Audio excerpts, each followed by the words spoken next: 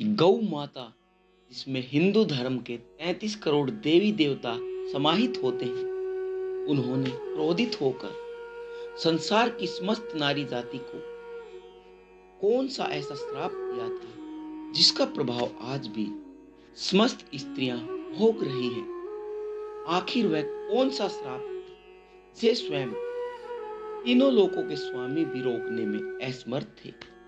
गौ माता के इस श्राप के कारण आज भी समस्त स्त्रियां उस दुख को झेल रही हैं। तो आइए इस वीडियो के माध्यम से हम जानते हैं इस रहस्यमयी कहानी को। दोस्तों, एक समय की बात है जब भगवान श्री कृष्ण द्वारिका में अपने राज्य सिंहासन पर विराजमान थे। तब उनके पास रुक्मणी आती है और कहती है, हे प्रभु, आज मैं द्वारका नगरी में भ्रमण कर रही थी और एक दासी ने मुझसे ऐसा प्रश्न पूछा जिसका उत्तर मेरे पास नहीं था। इसलिए मैं सीधे आपके पास आ गई ताकि मुझे उस प्रश्न का उत्तर मिल सके। तब भगवान श्री कृष्ण जी मुस्कुराते हुए कहते हैं, हे देवी, आप निसंकोच होकर प्रश्न पूछो, मैं अवश्य ही आपके प्रश्न का उत्तर दूंगा। तब रुक्मणी कहती है, हे प्रभु, मैं स्त्री पूछ रही थी कि पहले जब स्त्रियां बच्चों को जन्म देती थी तब उनके बच्चे तुरंत ही चलने लगते थे, परंतु अब ऐसा नहीं है। आखिर ऐसा क्यों प्रभु? कृपया करके आप मुझे उस प्रश्न का उत्तर बताएं। माधव मुस्कुराते हुए कहते हैं, हे देवी, आपने बहुत ही गूढ़ और महत्वपूर्ण प्रश्न किया है। यह प्रश्न सिर्फ उस स्त्री का नहीं बल्कि समस्त नारी जाति से जुड़ा हुआ है। इस प्रश्न का उत्तर जानना समस्त नारी जाति के लिए अत्यंत ही महत्वपूर्ण है। इस प्रश्न का उत्तर मैं आपको एक पौराणिक कथा के माध्यम से दूंगा। कृपया आप इस कथा को ध्यान पूर्वक और पूरा सुने। तब देवी रुक्मणी श्रद्धा पूर्वक कहती है, हे प्रभु, मैं आपको वचन देती हूँ कि मैं इस कथा को पूरी निष्ठा के साथ सुनूंगी और इसे संसार में प्रचारित भी करूंगी। हे प्रभु, कृपया आप इस कथा को सुनाना आरंभ करें। तो दोस्तों, माताओं और बहनों से हमारा विनम्र निवेदन है, इस कथा को ध्यान से और पूरा सुने, क्योंकि आधी अधूरी जानकारी आपके जीवन पर गलत प्रभाव भी डाल सकती है। मित्रों, भगवान श्री कृष्ण जी कहते हैं, हे देवी, प्राचीन काल में चंद्रपुर नाम का एक नगर था। उस नगर में विजयपाल नामक एक व्यक्ति रहता था। वह स्वभाव से लालची, स्वार्थी और कठोर था। उसके पास एक गाय थी जो भरपूर दूध देती थी। विजयपाल उस गाय को प्रतिदिन खेतों से हरा भरा चारा चराता था और बदले में दूध निकालकर बाजार में बेच देता था। उस दूध से होने वाली कमाई से वह अपने घर का खर्चा चलाता था। इस व्यापार से विजयपाल का जीवन बहुत सुखमय चल रहा था। कुछ दिनों बाद एक ऐसा समय आया जब उस गाय ने दूध देना बंद कर दिया। जैसे ही गाय ने दूध देना छोड़ा, विजयपाल ने उसके लिए हरा चारा लाना भी बंद कर दिया। उसने गाय को बहुत कम चारा देना शुरू किया, जिसे गाय भूखी रहने लगी। एक दिन भूख के कारण वह गाय जोर जोर से रंभाने लगी। गाय को ऐसा देखकर विजयपाल को क्रोध आया। उसने गाय को लाठी और डंडों से पीटा और अपने घर से बाहर भगा दिया। उसके बाद जब भी वह गाय विजयपाल के घर आती, वह उसे मार पीट कर भगा देता। आखिर गाय ने वहां आना बंद कर दिया और जंगल की ओर चली गई। अब वह अकेली और बेसहारा थी और जंगल में भटकने लगी। भगवान श्री कृष्ण कहते हैं, हे देवी, जंगल में भटकते हुए एक दिन वह गाय एक प्राचीन मंदिर के पास पहुंची और भगवान से प्रार्थना करते हुए कहने लगी, हे प्रभु, मैंने ऐसा कौन सा पाप किया था जिसके कारण मुझे गाय के रूप में जन्म लेना पड़ा। मैंने तो हमेशा मनुष्यों की सेवा की, फिर भी मुझे इतना कष्ट क्यों सहना पड़ा।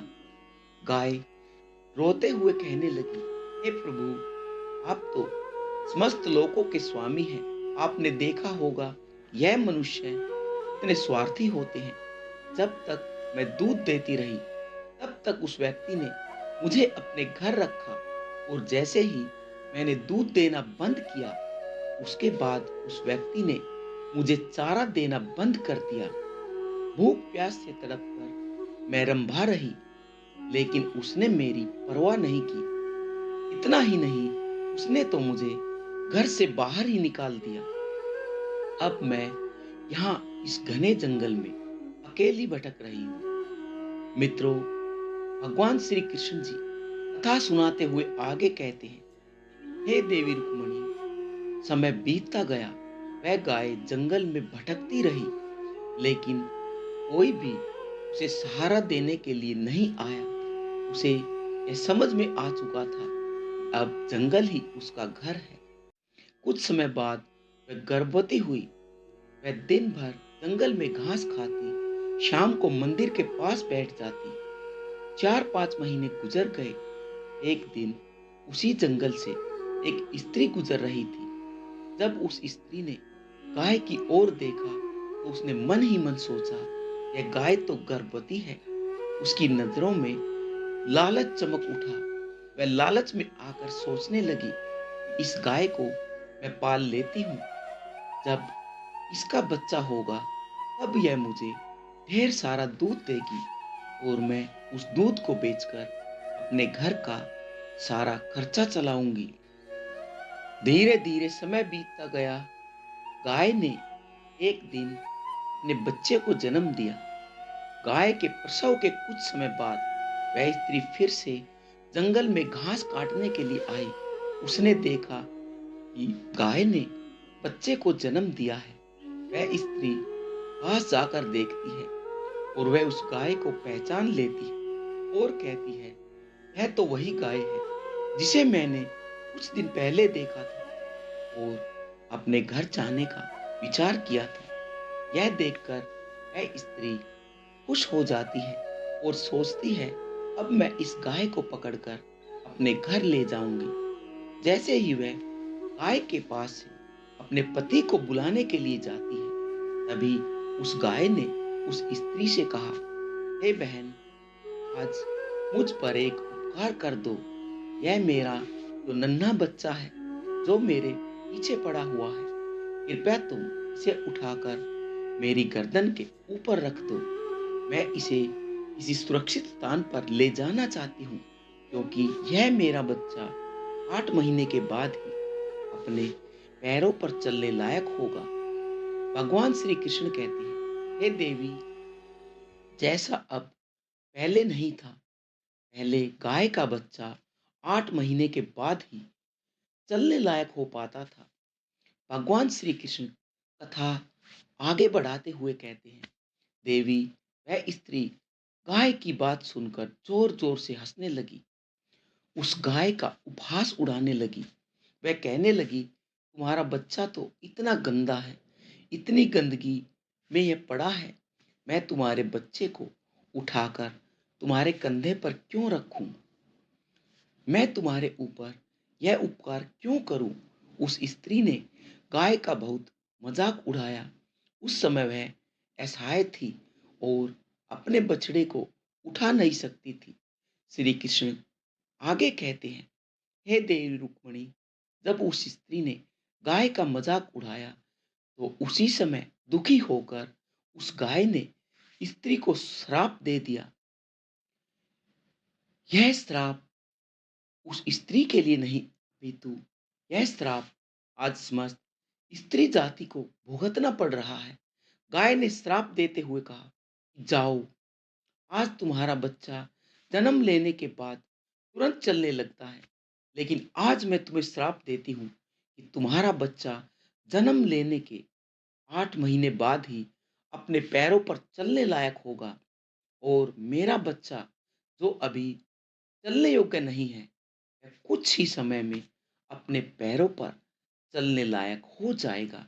दोस्तों, भगवान श्री कृष्ण जी कथा आगे बढ़ाते हुए कहते हैं, हे देवी, गौ माता के इसी श्राप की वजह से आज स्त्रियों का बच्चा जन्म लेते ही अपने पैरों पर नहीं चल पाता।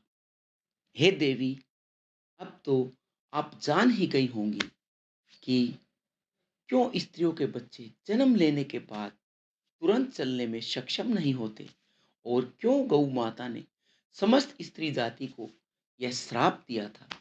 फिर देवी रुक्मिणी कहती है, हे प्रभु, इस कथा को सुनकर मुझे मेरे प्रश्न का उत्तर मिल चुका है। आपके मुख से इस पवित्र कथा को सुनकर मैं धन्य हो गई।